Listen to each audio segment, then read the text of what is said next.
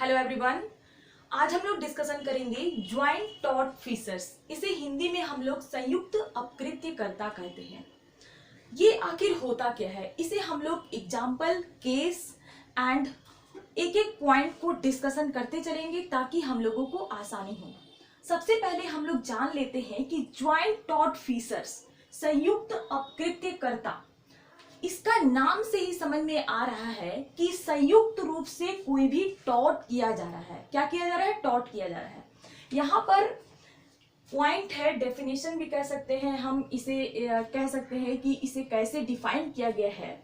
When a tort is committed by several person, all the persons involved in it become joint tort feasors। Means कि कोई भी tort दो या दो से अधिक व्यक्ति जो है टॉर्ट कमिट करने के लिए इन्वॉल्व हो रहे हैं। क्या हो रहे हैं? इन्वॉल्व हो रहे हैं, तो उसे ही हम लोग ज्वाइंट टॉर्ट फीचर्स कहते हैं। अब यहां पर एक केस है, एक केस से हम लोग समझेंगे। केस है आपका ब्रूक वर्सेस बुल 1928 का केस है। इसके अंतर्गत क्या था कि एक हाउस में सी का हाउस रहता है, सी प्लांटिफ रहता है, इसके हाउस में ए और बी जो है डिफेंडेंट इसके हाउस में रहते हैं। क्या होता है कि एक दिन जो है सी के हाउस के एरिया में, मीन्स कि सी जहां पे रहता था उस एरिया में एक पाइप बिछी रहती है और पाइप जो है लीक होती है। तो यहाँ पर लीक होती है तो ए और बी दोनों को मालूम रहता है कि सी के एरिया में जो पाइप जा रही है वो लीक हो रहा है। लेकिन क्या है कि ए और बी जो है जाके सी को नहीं बताते हैं कि भाई आपके एरिया में जो है पाइप लीक हो रहा है, आप जल्दी से जल्दी इसको बंद करने की कोशिश करें ताकि नहीं तो विस्फोट हो जाएगा। अब क्या करते हैं कि ए और बी जो है दोनों आपस में ही क्या कर रहे हैं, कुछ टॉर्ट कमिट करने के बारे में सोच रहे हैं। और ए जो है जाता है उस पाइप को देखने के लिए कि कहाँ लीक हो रहा है करके, और बी जो है चुपके चुपके देख रहा होता है।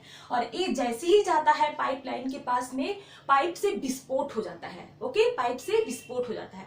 तो यहाँ पर क्या ए और बी दोनों ने टॉर्ट कमिट किया कि सिर्फ ए ने कमिट किया? क्योंकि ए देखने गया था, बी जो है छुप के देख रहा था।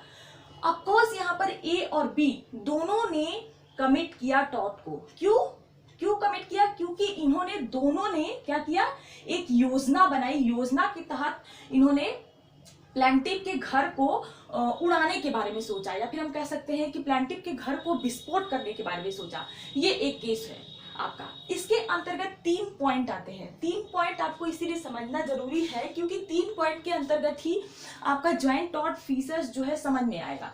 फर्स्ट है आपका एजेंसी, जिसे हम लोग हिंदी में अभिकरण कहते हैं। ये आखिर क्या होता है? कभी कभी क्या होती है कि हम जो है कोई भी जो टॉर्ट है खुद हम नहीं कर पाते हैं, तो हम क्या करते हैं, किसी व्यक्ति को हायर करते हैं। क्या करते हैं? किसी व्यक्ति को हायर करते हैं कि भाई मेरे ऊपर ऐसा कुछ भी बदनामी ना लगे या फिर मुझे समाज से बहिष्कृत ना किया जाए, तो हम लोग क्या करते हैं, किसी भी व्यक्ति को हायर करते हैं। तो यहाँ पर ए ने क्या किया, ए जो व्यक्ति रहता है इसको क्या करता है कि इसके घर से कुछ सामान चोरी करने के लिए बी क्या करता है, सी को हायर करता है कि भाई जाओ जाके ए के घर से जाके सामान लेके आ जाना। तो क्या यहाँ पर बी जो है ज्वाइंट टॉर्ट फीचर्स होगा या फिर सी ज्वाइंट टॉर्ट फीचर्स होगा? यहाँ पर दोनों क्यों? क्योंकि इन्होंने क्या किया, एजेंसी किया, अभिकरण किया। इन्होंने एक साथ मिलकर प्लान बनाया और प्लान बना के और ए के घर से चोरी करने के बारे में सोचा। तो यहाँ पर हो गया आपका अभिकरण। अब सेकंड पॉइंट आ जाता है वाइकेरियस लायबिलिटी। वाइकेरियस लायबिलिटी से बहुत सारे क्वेश्चन जो है जे के अंतर्गत पूछे जाते हैं, इसीलिए आपको समझना जरूरी है। नेक्स्ट वीडियो में मैं इसे विस्तार से चर्चा करूंगी।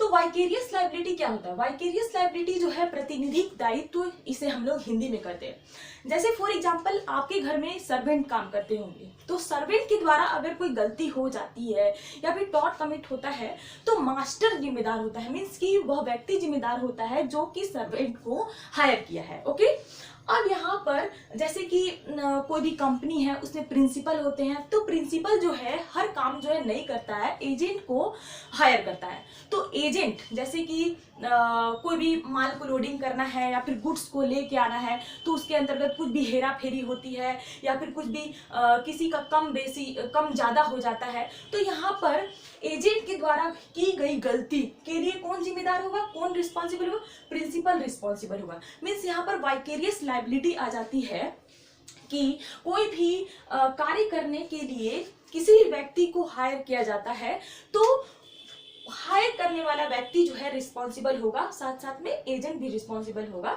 ओके, अब यहाँ पर चलते हैं कि थर्ड पॉइंट आ जाता है। थर्ड पॉइंट आता है ज्वाइंट और कॉमन एक्शन में संयुक्त कार्य। संयुक्त कार्य, यहाँ पे नाम से ही पता चल रहा है कि कोई भी जो कार्य किया जा रहा है वो संयुक्त रूप से किया जा रहा है, मीन्स ज्वाइंट रूप से किया जा रहा है। कोई भी एक्शन जो लिया जा रहा है वो ज्वाइंट रूप से लिया जा रहा है। जैसे फॉर एग्जाम्पल एक केस भी था इसके अंतर्गत कि एक यहाँ पर एक खेत है, खेत भी कह सकते हैं, जंगल भी कह सकते हैं, जंगल है, जंगल में बहुत सारी कीमती लकड़ियां थी। ओके, ABCDE पांचों मिलकर प्लान बनाते हैं कि चलो कीमती लकड़ियां को चोरी किया जाए और चोरी करके हम लोग जो है बेचेंगे और बेच के हम जो है बहुत धनवान बन जाएंगे, बहुत ज्यादा ही अमीर बन जाएंगे। तो यहाँ पर A, B और C, D चारों जाते हैं लकड़ी को लेने के लिए, और D जो है जो जंगल का गेट रहता है या फिर हम कह सकते हैं कि एरिया में वो क्या करता है कि सर्च करता है कि कहीं कोई पुलिस वगैरह ना आ जाए। तो यहाँ पर क्या सिर्फ ABCD जिम्मेदार रहेंगे, रिस्पॉन्सिबल रहेंगे, क्योंकि उन्होंने जो है जंगल से लकड़ी काटने गए। DE जो है सिर्फ देख रहा था, सर्च कर रहा था कहीं कोई पुलिस ना आ जाए। यहाँ पर क्या हुआ कि यहाँ पर पांचों व्यक्ति जिम्मेदार होंगे, पांचों व्यक्ति रिस्पॉन्सिबल होंगे। क्यों रिस्पॉन्सिबल होंगे? क्योंकि इन्होंने पांचों व्यक्ति ने मिलकर क्या किया कि टॉर्ट को कमिट करने के लिए इन्वॉल्व हुए। ओके, टॉर्ट को कमिट करने के लिए इन्वॉल्व हुए। मीन्स यहाँ पर अगर हम बात करें तो एक तरीके से कहा जाए कि एक इसका निचोड़ निकलता है कि कोई भी टॉर्ट जो है संयुक्त रूप से दो या दो से अधिक व्यक्ति मिलकर कार्य करने की कोशिश करते हैं या फिर टॉर्ट करने की कोशिश करते हैं, टॉर्ट करते हैं, तो उसे हम लोग ज्वाइंट टॉर्ट फेसर्स करते हैं। ओके, यहाँ तक आपको क्लियर हो गया होगा। एंड नेक्स्ट वीडियो मेरा रहेगा vicarious liability. And bye bye, thank you.